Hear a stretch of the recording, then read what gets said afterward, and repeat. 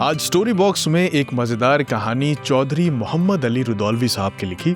इसका नाम है बीवी कैसी होनी चाहिए। चलिए शुरू करते हैं।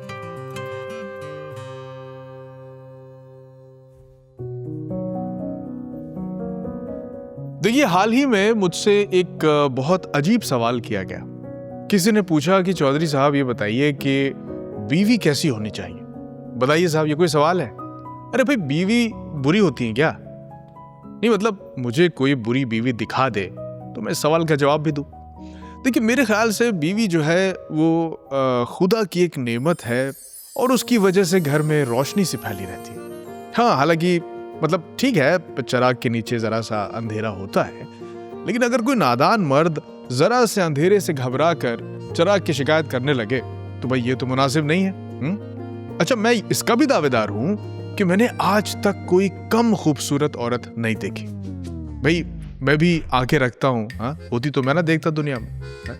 एक पुराने यूनानी ड्रामा राइटर ने लिखा है कि किसी जमाने में मर्द और औरत इस तरह होते थे कि दोनों की पीठ एक दूसरे से जुड़ी होती थी और ये लोग रास्ता इस तरह से चलते थे कि पहले चारों हाथ जमीन पर लगेंगे और फिर दोनों सर नीचे आ गए और फिर चारों पांव सर की जगह हवा में आ गए और इसी की तरह पलटा खाते खाते वो चलते थे और इस तरह वो आगे बढ़ते थे। जाहिर है, बात यह है कि ऐसी हालत में ये लोग रास्ता बहुत तेज चलते थे और चूंकि दो दो लोग मिले हुए थे तो इसलिए उनकी ताकत भी दोगुनी थी। इसका फायदा ये होता था साहब कि किसी आदमी से कोई औरत ये नहीं पूछती थी कि कहाँ गए थे या फिर इतनी देर क्यों लगा दी घर आने में। मर्द इन सवालों से आजाद था। जो दिन भर करता था बीवी देखती थी क्योंकि वो पीठ पर ही लगी हुई थी। अब दिन भर देख रही है कि आदमी दफ्तरों में, फैक्ट्रियों में क्या क्या झेल रहा है, किसकी डांट खा रहा है। तो कुल मिला के सब कुछ ठीक चल रहा था। लेकिन एक दिन हुआ ये साहब कि ग्रीक देवताओं को लगा कि अगर इन दोनों को अलग अलग कर दिया जाए, यानी पीठ से पीठ अलग कर दी जाए, तो एक की जगह ये दो हो जाएंगे। इसका फायदा क्या होगा? फायदा ये होगा कि दो लोग टैक्स देंगे और दो लोग चढ़ावा चढ़ाएंगे तो आमदनी ज्यादा होगी। और इसी लालच के चक्कर में इंसान का हिस्सा मर्द और औरत को बीच से काट दिया गया। तब का दिन है भाई साहब और आज का दिन है औरत और मर्द अपना अपना जोड़ा ढूंढते फिर रहे हैं। जिनका मिल जाता है वो खुशगवार रहते हैं और जिनको बदकिस्मती से नहीं मिलता है वो भी खुशी रहते हैं। और ऑप्शन क्या है? अब देखिए, हमारे पड़ोस में एक मियाँ बीवी रहते हैं जिनका जोड़ा जो है वो पूरी तौर से मिल गया है। ये दोनों इंतहाई दर्जे के काहिल, परले सिरे के झूठे और हद के नाकारा हैं। मगर जब देखिए दोनों नौजवान आशिकों की तरह एक दूसरे के साथ बैठे हुए, गलबैयां डाले हुए, दो बच्चे हैं। कसम खुदा की पूरे मोहल्ले में आज तक किसी ने उन बच्चों का धोया हुआ मुंह कभी नहीं देखा। नहाने धोने की तो खैर छोड़िए, कोई तौफीक ही नहीं है। बस जब कोई मेहमान आने वाला होता है तो सामले सामले बच्चों को सरसों के तेल में चुपड़ कर काजल लगा दिया जाता है। बच्चे सिके हुए टोस्ट लगने लगते हैं। दोनों एक जैसे हैं, बिल्कुल परफेक्ट जोड़ा।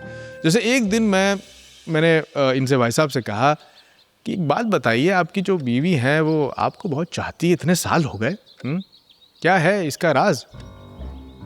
बोले राज क्या भाई साहब, एडजस्ट करना पड़ता है। एडजस्ट कर रहे हैं तो समझिए कि सब नैया पार लग जाती है। अब देखिए, इतवार को सुबह सुबह घर से कहीं जा रही थी तो हमने कहा कहाँ जा रही हो? कहने लगी मोहल्ले में एक जगह औरतों का मिलाद हो रहा है। तो हमने कहा कि तुमको कब से लोग इसमें बुलाने लगे मिलाद में? कहकर मैं हंसा और साहब मैंने करवट ले ली। अब साहब मैं ये भूल गया कि ये बात बेगम को बुरी लग गई। अब मैं जैसे ही लेटा, बेगम आई और पास में रखा हुआ डंडा उठाया, जो कि वो पंखा जब रुक जाता है तो उसे हिलाने के लिए एक डंडा रखा हुआ है, तो वो वाला उन्होंने डंडा उठाया और मेरी पीठ पे साहब दो जमा दिए और पूरी ताकत से। ये तो कि ये लिहाफ ओढ़े हुए थे, लेकिन फिर भी कमर की हड्डी में बाल तो आ ही गया साहब। 3 महीना हम लेटे बिस्तर पर और जो खिदमत की है बेगम ने, आहा, ऐसी नेक बीवी अल्लाह मियाँ सबको दे भाई साहब। एक ऐसा ही किस्सा और सुनिए। बिल्कुल ऐसा ही जोड़ा था, बिल्कुल पीठ से कटा हुआ। मेरे एक दोस्त थे डिप्टी साहब। एक बार मैं उनसे कहीं मिलने गया। मैंने दरवाजे पे घंटी बजाई, नौकर आया, मुझे अंदर ले गया और बरामदे में बैठा दिया। कहने लगे बैठिए साहब, डिप्टी साहब अभी आ रहे हैं। मैंने कहा चलिए ठीक है। आधा घंटा हो गया, फिर मैंने पूछा, अरे भाई वो डिप्टी साहब कहाँ हैं? कहने लगे वो दरअसल साहब नहा रहे हैं वो। मैंने कहा चलिए ठीक है साहब, बैठ गए, फिर से इंतजार करने लगे।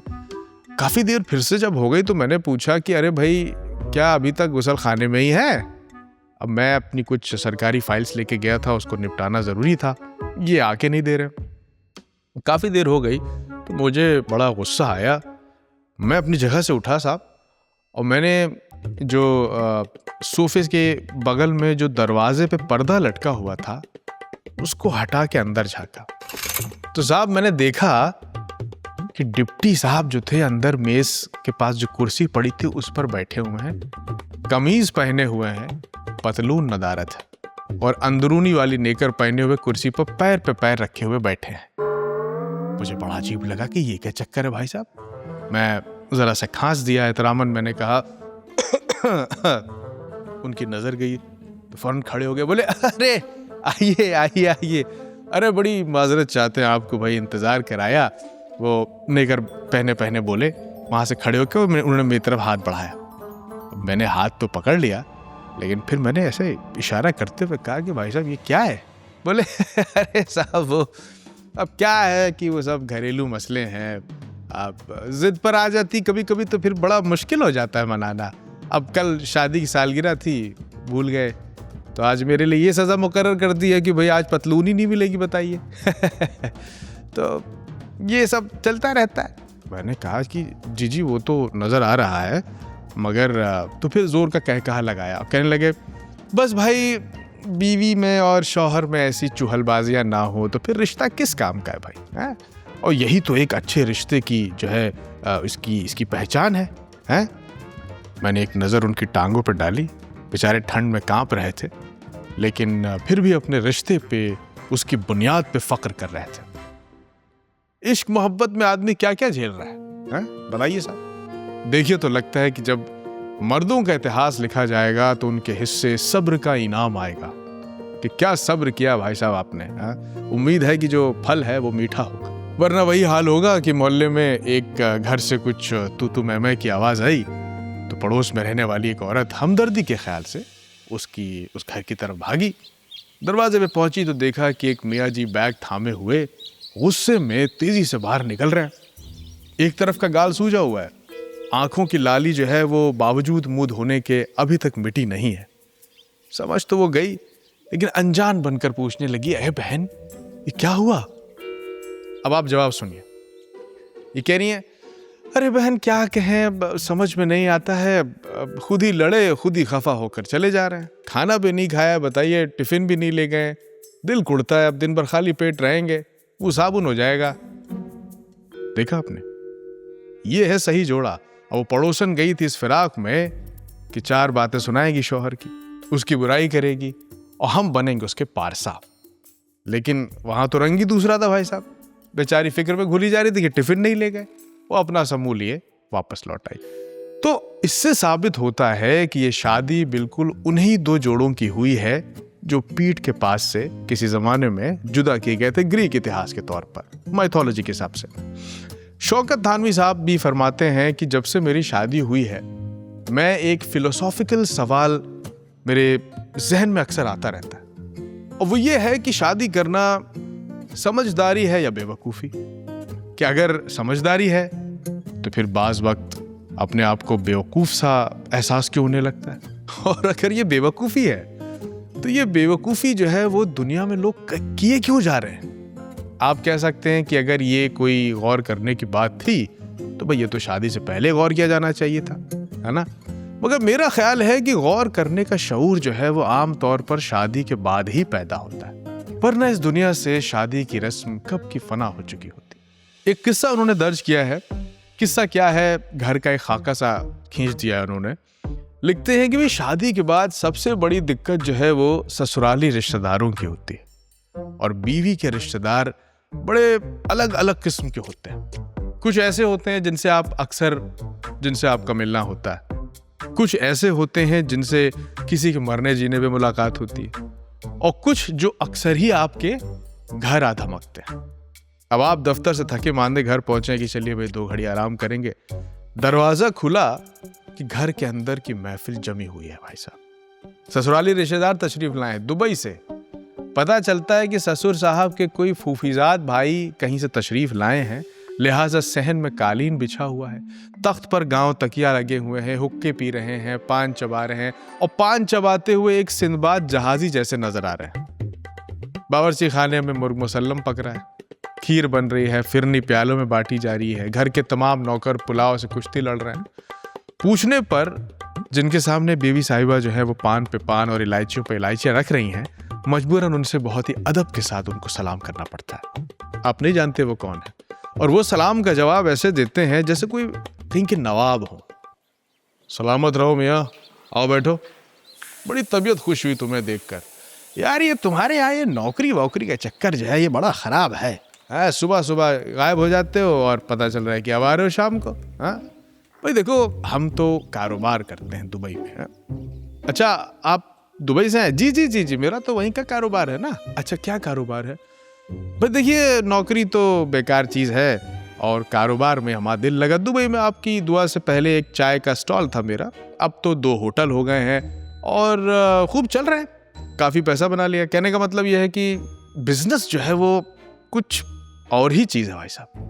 बहरहाल आपकी तनख्वाह क्या है भाई साहब जो नौकरी में आपको मिलती है? तो मैंने बताई भाई जो भी तनख्वाह थी। निहायत हिकारत से उन्होंने मुझे देखा, बोले देखिए इतनी तो दुबई में एक तांगा रख दो, उसको किराए पे चला दो तो मिल जाती है। खैर आइए फिर खाना खाया जाए। कि साहब गुस्सा तो बहुत आया, मगर बीवी की तरफ देखा, लेकिन अब आदमी क्या करे, गुस्सा भी आया था लेकिन भूख भी लग रही थी। तो उन्हीं आदमी के साथ बैठ के बेइज्जती के निवाले तोड़ते रहे।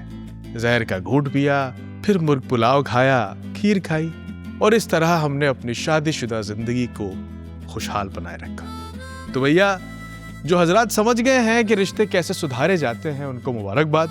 जो नहीं समझ पाए हैं वो शादी के बाद समझ जाएंगे, जब कभी सूजा हुआ गाल लेकर दफ्तर जाएंगे और कभी बिना पतलून के कुर्सी पर बैठे बरामद होंगे।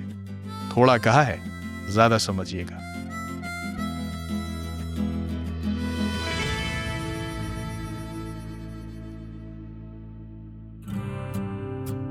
दोस्तों ये महज एक मज़ाहिया अंदाज में चौधरी मोहम्मद अली रुदौलवी साहब की तख्लीक थी। काफ़ी अरसे पहले की, शायद तकरीबन 100 साल के आसपास की पुरानी ये एक उनकी लिखावट है। तो इसे उसी पस मंज़र में देखें और किसी भी तरह हटना। बहरहाल ये कहानी आपको कैसी लगी हमें यूट्यूब के कमेंट बॉक्स में बताएं, और स्पॉटिफाई या एप्पल पॉडकास्ट वगैरह आप इसे सुन रहे हैं तो हमें फॉलो करें, और जहाँ पर शो का नाम है, कहानी का नाम नहीं, जहाँ पर शो का नाम है वहाँ पर आप जाएं और जितने भी स्टार आपको दिख रहे हैं आप उसे दबाकर हमें रेटिंग्स दें। इससे ये कहानी और लोगों तक जाएगी। शो के प्रोड्यूसर हैं मास सिद्दीकी, साउंड डिज़ाइन किया है सूरज सिंह ने, शूट में मदद की है अरविंद चौधरी एंड टीम ने। अगले हफ्ते फिर होगी आपसे मुलाकात। मेरा नाम है जमशेद कमर सिद्दीकी। दुआ में याद रखिएगा।